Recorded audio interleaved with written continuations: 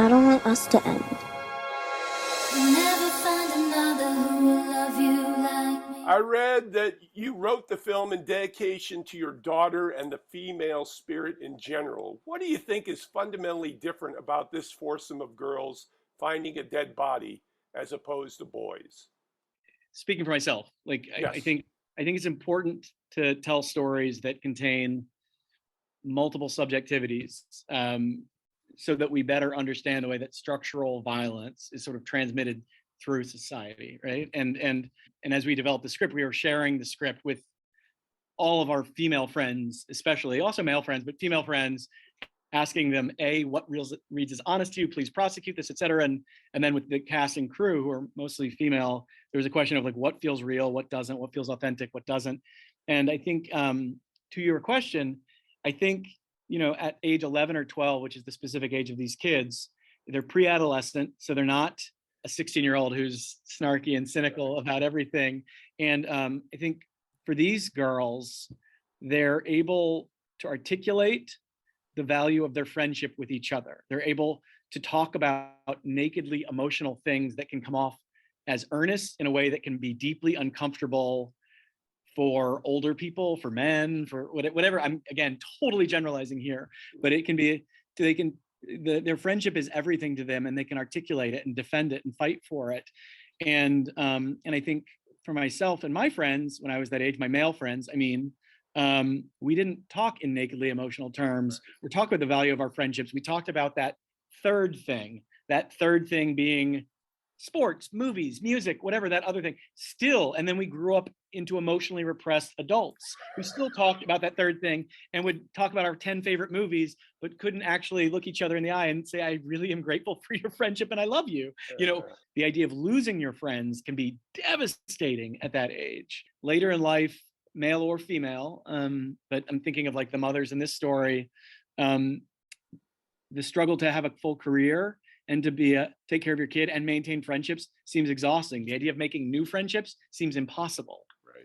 Well, since you had the cast from a pool of a certain age group of actors and girls, what did you observe about that particular generation of young actors and their perspective of our current world? It was pretty awesome. I'm around kids that age all the time through my wife's school, which starts in 6th grade. So I'm always meeting kids that are like every year, like school starts for them in 2 weeks. So I'll meet a whole new group of 11 and 12-year-olds who will have a slightly tweaked perspective from the kids that are only a couple years older than them. But what I found, because they really were collaborators in every way, I was like, tell me everything. Let's put your fingerprints on it. Say it how you'll say it. Was that they were remarkably smart, funny, politically astute. And I don't mean that they just are following current politics, but they're aware of social media and the way that they're being marketed and advertised to, the way they're being commodified, the way that it's idealism, but it's pragmatic idealism. There's so many things that the kids in this cast have grown up knowing are not going to do not speak for them, will not protect them, and are hollow as far as something to aspire to. I think they're this cast, they're really deep thinkers. They're thoughtful, and they're also kids who are also really funny as well. Right. There is a wistfulness to the summer when you're younger, as it represents a freedom, especially at the girl's age, that is opposed to the rigors and strictness of school. With the digital culture changing everything, including childhood, is there a sense to you that the wistfulness of summer is becoming a thing of the past? Yeah. Yeah. I'm thinking, yeah. And again, it's one of those things, like I realize as I've talked with the film, like it's the thematic, philosophical ideas I have about films and representation and films that came before. And then there's just the very lived in experience that, like, when you make a story about parents and children and you're living, and again, I'm like, all of the people around me are parents with children. I'm a parent with children. Like, my kids are going back to school next week. They're going back to school on August 11th. And Wow. and when I've mentioned that to people, they're like, wait, I thought Labor Day was, it's like, no. And my kids also, their relationship to everything, to traveling, to not traveling, to being able to feel safe in different environments. Everything has been, there's just a level of anxiety. And I mean that not in an abstract way. With my children and lots of kids I know, we're real anxiety, diagnosable anxiety. is very, very, very real. Where fear, it's real, and it's something that and it affects entire families. And it's, I think, as a parent, trying to support your child and look them in the eyes and tell them everything's going to be okay. In the case of my kids, I didn't expect that a couple of years ago I'd have my kids asking me to not go out to the grocery store because they thought I would, in my daughter's words, breathe bad air and die. Like, which feels like language from a 1970s like speculative fiction movie like Soylent Green or something. Like, right. But that's kind of the reality that we're in. The idea of innocence, it can seem naive, I think, to adults to suggest that even kids could be innocent or that they are innocent, or just assume that everyone is just cynical and jaded now in a world that feels like where everything's upside down. But there's certain things that are universal, like the way a child, what we emotionally process the first time we lose a pet, lose a grandparent, right. Have a friend move away. Those are things that are always going to affect, and it doesn't matter who's president, and it right. doesn't matter it's just like those are things that will happen. And then, of course, as the world changes, the way we process things and communicate are evolving as well. I want to talk a bit about The Circle. That was a much bigger film in scope than your previous efforts. Given the star power of the film and the many digital and moving parts aspect of it, how do you think your evolution as a filmmaker in your journey changed, and was interacting with Tom Hanks different for you than previous actor-director relationships?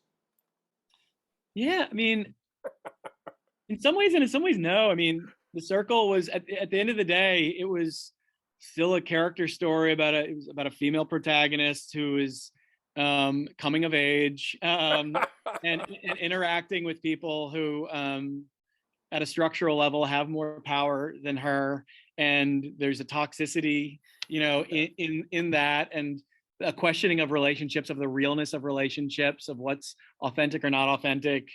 The film was bigger in some ways, but in some ways it was pretty small budget for the star power.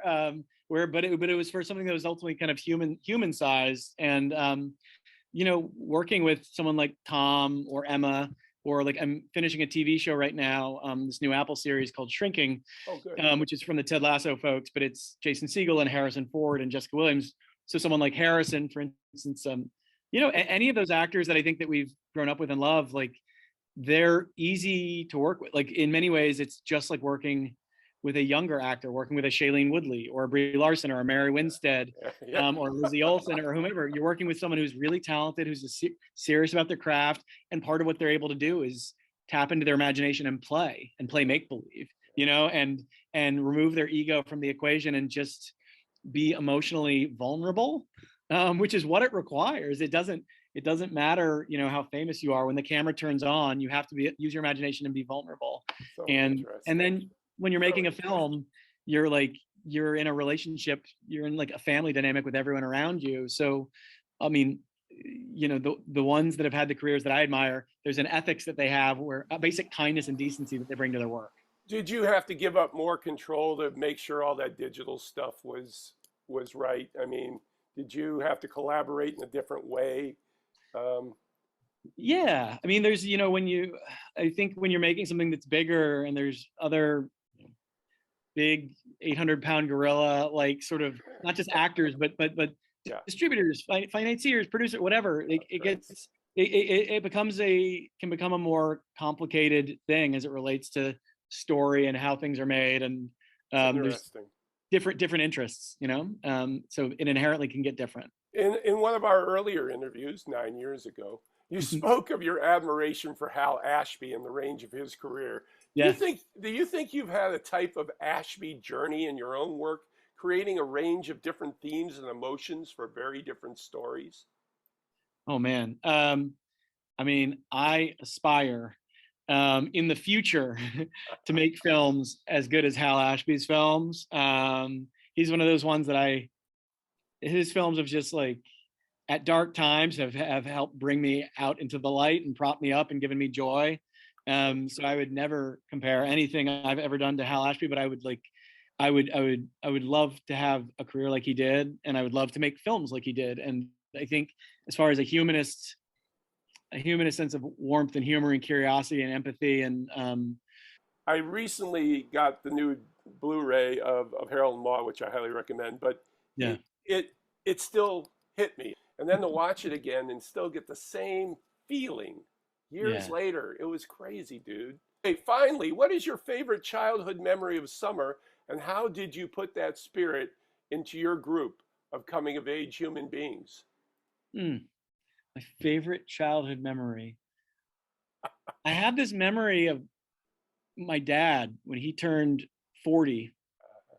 I remember we had a party at our house, and it was just us and maybe the neighbors, and we had a Polaroid camera. And I think we must have had a sprinkler in the yard that my sister and I were playing in, because I think my dad ran through it too, because he was all wet. But I remember I took a photo of him. I was 8 years old.